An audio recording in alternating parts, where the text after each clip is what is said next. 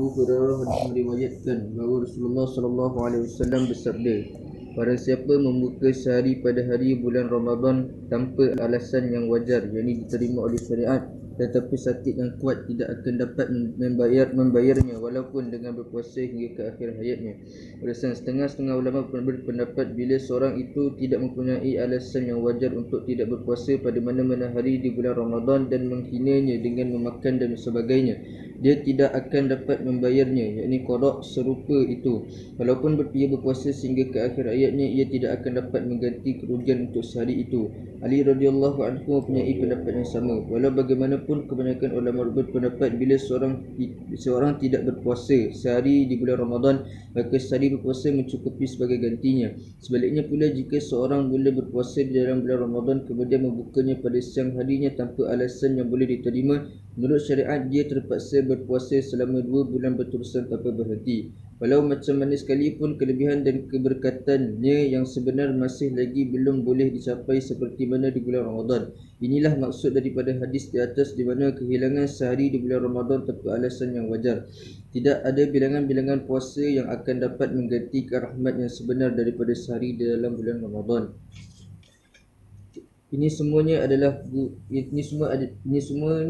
guna memperingati mereka yang qada puasa. Betapa malangnya dan sesatnya mereka yang menafikan puasa dan tidak pula memperhatikan sama sekali. Puasa adalah satu daripada rukun Islam yang asas. Rasulullah SAW telah menyebut 5 rukun Islam. Pertama dan yang terutamanya ialah keesaan Allah dan kerasulan Nabi Muhammad SAW, dan selepasnya yang 4 rukun lagi ialah sembahyang, puasa, zakat dan juga haji. Berapa banyakkah orang Islam yang kita dapati tergolong di kalangan orang-orang Islam yang tidak menegakkan satu pun daripadanya. Di dalam kertas-kertas rasmi dan dari bancian mereka dicatatkan sebagai orang-orang Islam, tetapi di sisi Allah mereka tidak dapat dikira sebagai mana tersebut.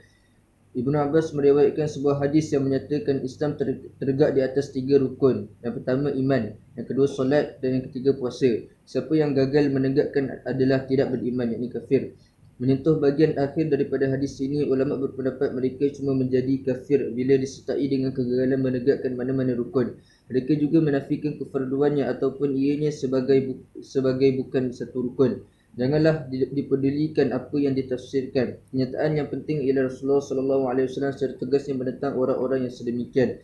Dengan ini, mereka yang gagal melaksanakan yang fardu daripada din, yakni agama, sepatutnya lah benar-benar takut di atas kemurkaan Allah. Maut pasti membawa mereka berhadapan dengan Allah. Di sana nanti tidak seorang pun yang akan terlepas. Hanya ketaatan kepada perintah-perintahnya sahajalah yang dapat menyelamatkan kita. Terdapat juga mereka yang tidak berpuasa. Terlebih dahsyat lagi ialah mereka yang bukan saja tidak mahu berpuasa, malahan mengeluarkan perkataan-perkataan yang mencemuh dan menggeji akan bulan puasa dengan cara yang menyakitkan hati. Inilah sesuatu yang membahayakan, yang akan membawa seorang itu ke curang kufur.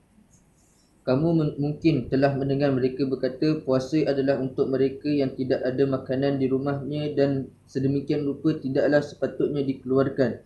Hendaklah diingati bahawa dengan mencemuh, mengejek ataupun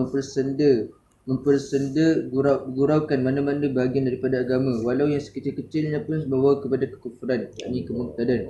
Jika seorang yang tidak pernah melaksanakan satu sembahyang pun semasa hayatnya, tidak pernah berpuasa sehari pun atau gagal melaksanakan apa sahaja kewajipan-kewajipan yang telah difardukan di dalam Islam, dia masih tidak mencapai kafir selagi dia tidak menafikan amalan-amalan itu sebagai satu kewajipan. Apa sahaja fardu yang dilaksanakan akan diganjari dan apa sahaja fardu yang tidak dikerjakan akan diazab. Tapi sebaliknya, mencemuh atau mengejek walaupun sekecil-kecil bahagian daripada agama adalah kufur, yang mana akibatnya segala amalan-amalan baik menjadi kosong dan sia-sia belaka. Daripada sini dapatlah dilihat betapa bahayanya perkara ini. Siapa yang gagal berpuasa di bulan Ramadan tanpa mempunyai alasan yang wajar adalah fasik.